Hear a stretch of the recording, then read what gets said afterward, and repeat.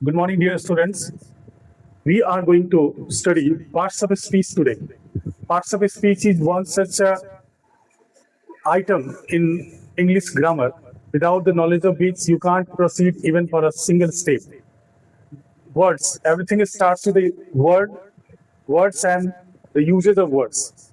Without knowing the proper use of the word, without identifying proper uses of the words in the sentences, we cannot proceed a single line in the whole English language.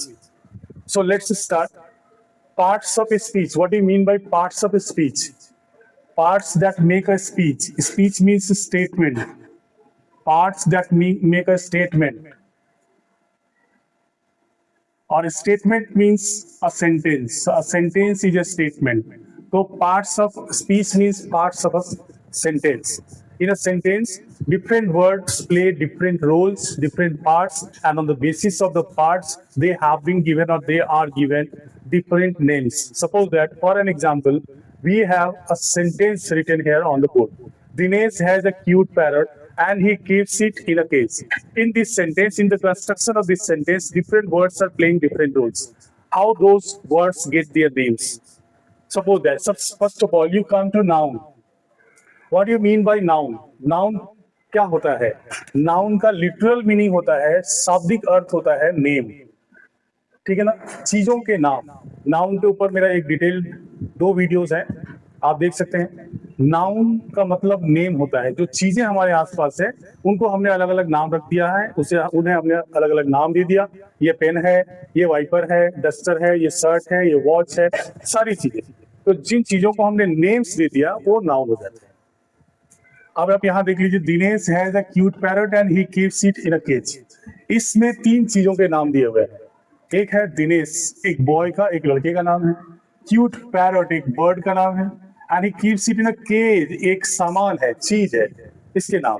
ये चीजों के नाम, जो हमारे आसपास जो चीजें पाई जाती है उन्हें हम नाउन कह सकते हैं, क्योंकि उनको हमने एक नाम दे दिया है. नामों को हम नाउन कह सकते हैं. ये नाम है अलग अलग चीजों के.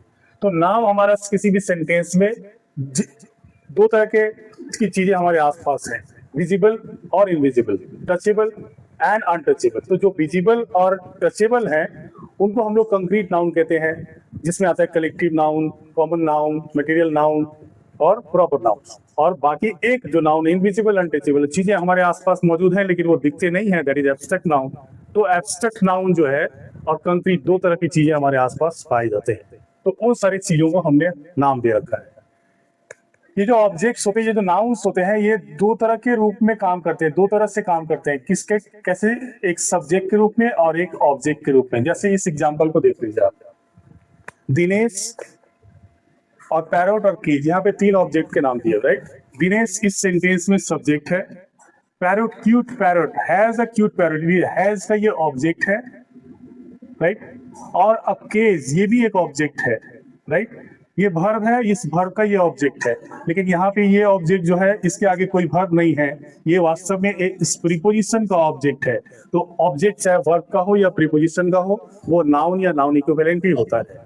तो इस हिसाब से हम जो है नाउन के 2 फंक्शंस को जानते हैं. नाउन को पहचानने की तरीका है, इसकी आइडेंटिटी क्या होती है, ये हमेशा क्या है, accompanied with, ऐसे लिख सकते हैं, कम्स विथ आर्टिकल्स, या आर्टिकल्स कहने से अच्छा आप कहिए कम्स विथ डिटर्मिनर और या एंड प्रीपोजिशन. ये प्रीपोजिशन और डिटर्मिनर के साथ आते हैं. जहां भी in the cage, on the bed, कहीं भी लिखा हुआ है तो आप समझ लीजिए वो नाउन है. अब हम लोग आगे चलते हैं प्रोनाउन में. प्रोनाउन ये 2 वर्ड से बना हुआ है. प्रो मीन्स क्या होता है? Pro means in favour of. Pro means in favour of. Just देखिए, मैं क्लियरली लिखता हूं, याद रखिएगा. Always comes with noun, noun always comes with determiner, adjective और प्रीपोजिशन और आर्टिकल डिटरमिनर ही होता है. अब देखिए, प्रोनाउन का मतलब हो गया इन फेवर ऑफ, और नाउन मतलब हो गया name. Name in favour of another name. जैसे कि मान लीजिए किसी लड़के का नाम है राम, तो मैंने उसको कहा ही इज माई फ्रेंड, तो राम की जगह मैं ही कह रहा हूं, तो ही क्या हो गया? राम का ही एक दूसरा नाम हो गया, ही राम के फेवर में दूसरा वर्ड हो गया। जैसे मैं बोलता हूँ दिस इज माइन या दिस इज वेरी इंपॉर्टेंट, तो मैं ये मार्कर है और मैं इससे दिस कह रहा हूँ, मार्कर नहीं कह रहा हूँ, तो मार्कर इसका ओरिजिनल नेम हुआ और उसकी जगह पे उसके फेवर में मैंने दूसरा वर्ड यूज किया, that will be called pronoun. जैसे लड़के हैं राम, श्याम एंड मधु, तो मैंने उनको कहा दे, तीनों को दे कह दिया उनके नाम के बजाय, तो ये हो गया क्या, प्रोनाउन हो गया। जैसे इस सेंटेंस में हम देखते हैं Dinesh has a cute parrot, ठीक है, एंड ही, ये जो ही आया ये किसके लिए आया, दिनेश के लिए आया, तो दिनेश नहीं बोल के मैंने ही बोल दिया, तो ये प्रोनाउन हो गया। ही कीप्स इट, ये इट किसके लिए आया, पैरट के लिए आया, तो पैरट की जगह मैंने ही लिख दिया तो ही हो गया, सॉरी इट लिख दिया तो इट हो गया एक प्रोनाउन। समझ गई बात? इस हिसाब से दिस, दैट, दे, ठीक है ना, ये सब प्रोनाउन होते हैं। इसके डिटेल वीडियो भी आप देख लीजिएगा, डाला हुआ है। अब आ जाइए प्रोनाउन, ये अगर वो नाउन की तरह काम करता है तो ये भी सब्जेक्ट या ऑब्जेक्ट के रूप में आएगा, सब्जेक्ट या ऑब्जेक्ट के रूप में आएगा। जैसे कि इस सेंटेंस को देख लीजिए कि ये सब, ये he keeps and he keeps, keeps क्या वर्ब है तो इसका सब्जेक्ट ही है, ठीक है ना। तो ऑब्जेक्ट के रूप में भी देखिए आ जा सकता है कीप्स इट, ये देखिए ये इट जो है ये ऑब्जेक्ट है, तो ये प्रोनाउन है। प्रोनाउन सब्जेक्ट या ऑब्जेक्ट दोनों के रूप में आ सकता है, जैसे नाउन काम करता है प्रोनाउन भी करता है। अब आइए एडजेक्टिव। एडजेक्टिव का लिटरल मीनिंग होता है टू एड टू, ऐड करने के लिए, किसके साथ, to add to a noun या प्रोनाउन। जब भी किसी नाउन या प्रोनाउन में हम कुछ एक्स्ट्रा इंफॉर्मेशन, एक्स्ट्रा वर्ड डाल दिया, कुछ डिस्क्रिप्शन ही डाल दिए, नंबर डाल दिया, तो वो क्या हो जाएगा, वो जो नंबर वाला वर्ड होगा, डिस्क्रिप्शन वाला वर्ड होगा, that will be called pronoun, जैसे that will be called adjective. जैसे देखिए Dinesh has a cute parrot and he keeps it in a cage, ये देखिए पैरट जो नाउन है, अब ये नाउन के आगे हमने क्यूट लगा दिया उसको डिस्क्राइब करने के लिए, तो क्यूट पैरट, क्यूट क्या हो गया, नाउन को ऐड हो गया, तो ये क्यूट क्या हुआ, एक एडजेक्टिव हो गया। ऐसे ही हम लोग this parrot, my parrot, his parrot, one parrot, many parrots, कुछ भी एक वर्ड नाउन को डिस्क्राइब करने के लिए, नाउन को एट्रीब्यूट करने के लिए एक एक्स्ट्रा वर्ड अगर उसमें डाल दिया, दैट विल बी एडजेक्टिव। ये एडजेक्टिव जो होता है वो ऐड होता है नाउन के साथ। इसका काम क्या है, ये क्या करता है, डिस्क्राइब्स अ नाउन और अ प्रोनाउन, ये नाउन या प्रोनाउन को डिस्क्राइब करता है, हमेशा याद रखिएगा। अब ये वर्ब, वर्ब के ऊपर तो मेरा एक डिटेल वीडियो ऑलरेडी बना हुआ है, आप उसमें भी जाके देख सकते हैं। शॉर्ट में बस इतना ही समझ लीजिए, किसी भी सेंटेंस में बी, हैव या डू जो बतलाए वो वर्ब्स होता है। बी मतलब क्या होता है, होना, और हैव मतलब क्या होता है, पास होना, और डू मीन्स क्या होता है, करना। मान लीजिए मैंने कहा मेरे पास, मान लीजिए कि एक राम है, ठीक है ना, और एक टीचर है, ये तो दोनों अलग अलग बातें हो गई, राम टीचर दो अलग अलग चीजें, लेकिन राम ही टीचर है। राम का टीचर होना तब पता चलेगा जब मैं इज लिख दूं, यानी कि बी क्या, इज क्या बता रहा है, बी के ही फॉर्म होते हैं, बी के फॉर्म होते हैं इज, एम, आर, ये मैं पहले भी कई बार बता चुका हूँ, वर या वॉज, ये सब बी के ही फॉर्म होते हैं। प्रेजेंट में इज, राम एक टीचर था, पास्ट में होना किससे पता चलेगा, वॉज से पता चलेगा, बी मतलब वॉज मतलब होना। मान लीजिए कि राम है और एक कार है, राइट, तो ये कार राम के पास ही है, तो अगर हैज लगाएंगे तो पता चलेगा, तो हैज या हैव या हैड, इसके भी तीन फॉर्म होते हैं, क्या, हैज या हैव प्रेजेंट के लिए, और पास्ट के लिए, सॉरी पास्ट के लिए हैड होता है। हैज, हैव या हैड उसके पास होने को इंडिकेट करता है, राइट। तो इस हिसाब से अब डू आ रही है, मैंने कहा राम बॉट अ कार, तो बॉट मतलब क्या हो गया, खरीदना, डू बतला रहा है, तो इसका मतलब ये वर्ब हो गया, ये वर्ब हो गया, राइट। अब देखिए ये बात भी है कि कभी कभी इज और हैज अकेले आया, डू अकेले आया, बी अकेले आया, हैव अकेले आया, यहाँ डू अकेले आया। कभी कभी क्या होता है कि बी और हैव के साथ भी डू आता है, जैसे कि मान लीजिए मैंने बोला यहाँ पे राम हैज बॉट, अगर मैं हैज बोल दूं तो यहाँ पे क्या हो गया, हैव भी आया और डू भी आया, तो ऐसे केस में हम हैव को बोलेंगे हेल्पिंग वर्ब, और बॉट जो हो गया ये डू वर्ब जो हुआ उसको मेन वर्ब बोलेंगे। बहुत ज्यादा ओवर स्मार्ट नहीं बनते हुए मैं शॉर्टकट में एक बात बताऊं, बहुत सारे वीडियोस में देखता हूं, लोगों के पास इक्विपमेंट्स तो बहुत है लेकिन कंटेंट हमारा भी किसी से कम नहीं। कई मास्टर साहब को, टीचर्स को मैंने ऑनलाइन पढ़ाते हुए देखा कि यहाँ पे इज जो है मेन वर्ब हुआ, यहाँ पे हैज मेन वर्ब हुआ। याद रखिएगा अनटिल और अनलेस जब कोई हेल्पिंग वर्ब और मेन वर्ब साथ में आएगा तभी कोई मेन वर्ब कहलाएगा या कोई हेल्पिंग वर्ब कहलाएगा।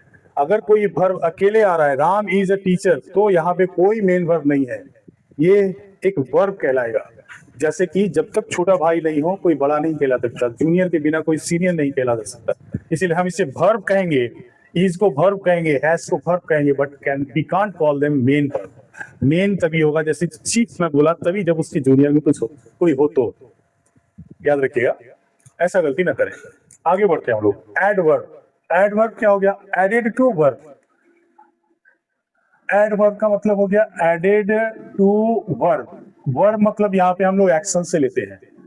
अब यहाँ पे इस सेंटेंस को देखिए, Ram has a cute parrot and keeps it. एक सेंटेंस में लिखता हूं, मैंने लिखा the train runs fast, the train runs fast. कैसे चलता है?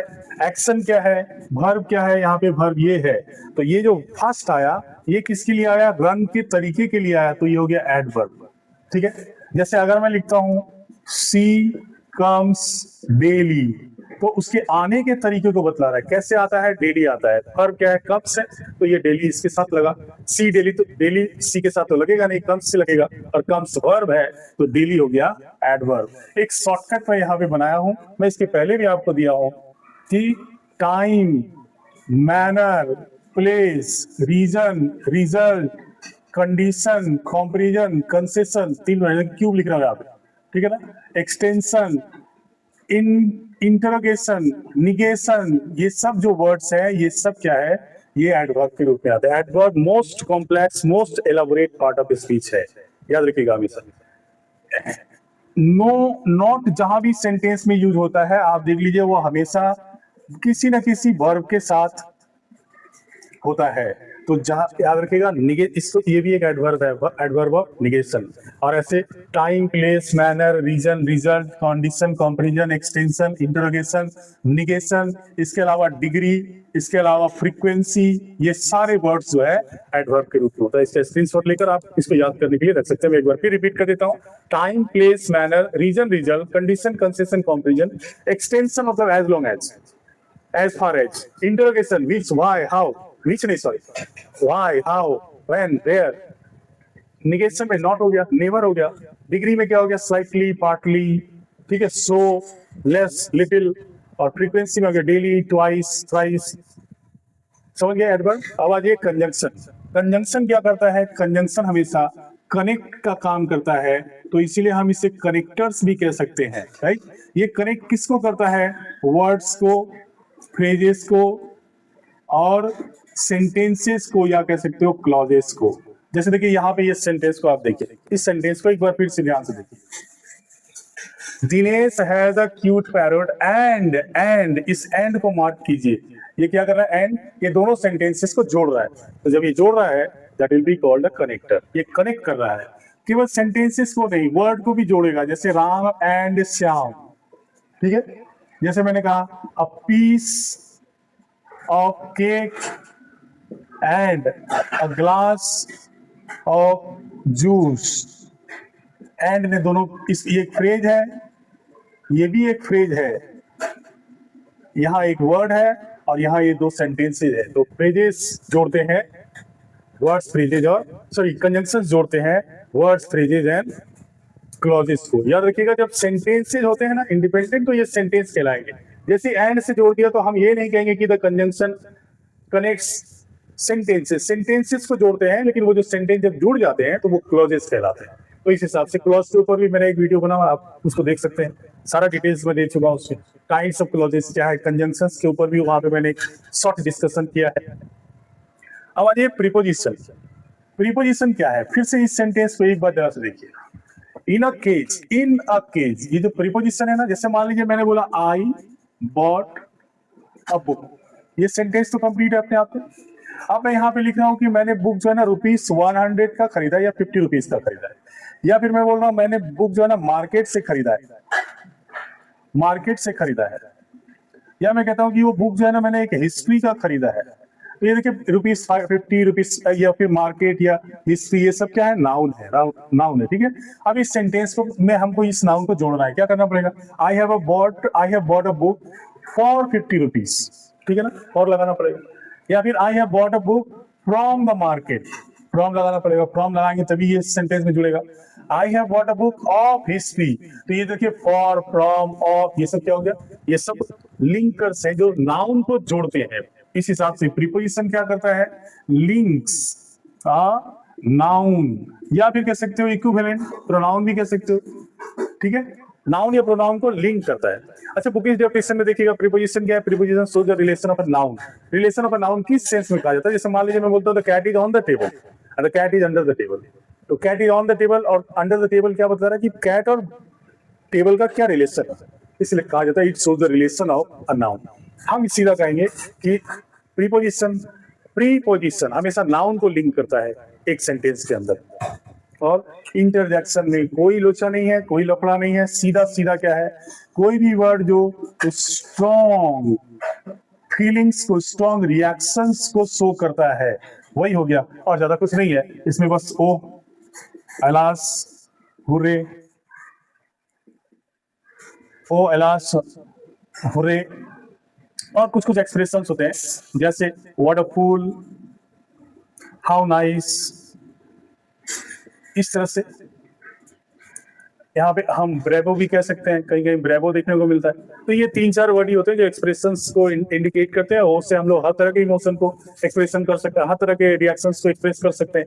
Alas, sad, hurray, happiness, Joy को, और ब्रेवो सरप्राइज या हैप्पीनेस को हम लोग इंडिकेट करते हैं। तो और इस तरह से ये सब जो हो गया, हाउ नाइस, हाउ कूल, ये सब फ्रेजेज है, ये वर्ड्स हैं और ये फ्रेजेज है। इस तरह से इंटरजेक्शन जो है कंप्लीट होता है। पार्ट्स ऑफ स्पीच यहाँ कंप्लीट होता है। मैं पार्ट्स ऑफ स्पीच के कुछ पार्ट्स का डिटेल वीडियो ऑलरेडी बना चुका हूँ, अगले वीडियो में एक मैं डालूंगा जिसमें आपको जो है मैं बताऊंगा कि कैसे जिस वर्ड को आप नाउन के रूप में जान रहे हैं, जिस वर्ड को आप वर्ब के रूप में जान रहे हैं, जिस वर्ड को प्रीपोजिशन के रूप में जान रहे हैं वो नाउन भी हो सकता है, जिस वर्ड को वर्ब में जान रहे हैं वो एडजेक्टिव भी हो सकता है। कैसे ये बनता है, कैसे ये वेरिएशन होता है, कैसे हम पहचानेंगे वर्ड्स को कि वो किस पार्ट्स ऑफ स्पीच के रूप में काम कर रहा है, ये मैं अगले वीडियो में आपको देने जा रहा हूँ, देखना मत भूलिएगा। एंड जाने से पहले प्लीज लाइक, कमेंट और सब्सक्राइब कर लें। मिलते हैं अगली वीडियो में। Thank you very much.